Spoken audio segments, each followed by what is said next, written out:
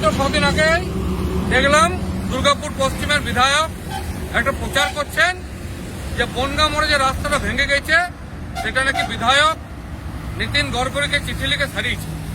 তাহলে এই চিঠিটার মানে কি? এই যে চিঠিটা এনএইচ থেকে আমাকে পাঠিয়েছে যে আমাদের কমপ্লেনের ভিত্তিতে রাস্তাটা সারা হয়েছে, এই চিঠিটার মানে কি?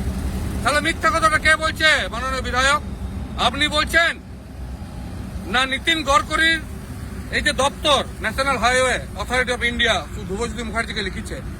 মিথ্যা কথাটা কে বলছে? রাস্তাটা কে সারিয়েছে?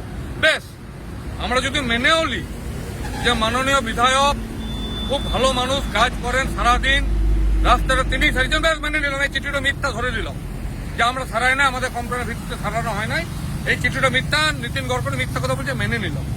তাহলে বিধায়ক মশাই এই রাস্তাটা দেখতে পাচ্ছেন যে সিমেন্ট কলোনির সামনে রাস্তাটা কোনো নদী হয়ে গেছে না? চোখে দেখতে পাচ্ছেন না? যদি চোখে দেখতে না পান ভূমি রক্ষা কমিটি অফিসে যোগাযোগ করবেন।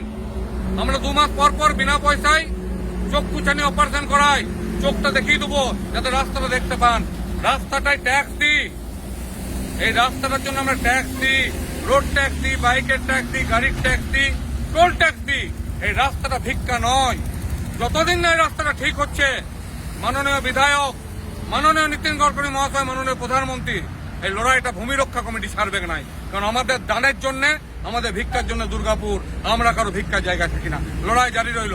ভারতীয় সব দুর্গাপুর জিন্দাবাদ, ভূমি রক্ষা কমিটি জিন্দাবাদ।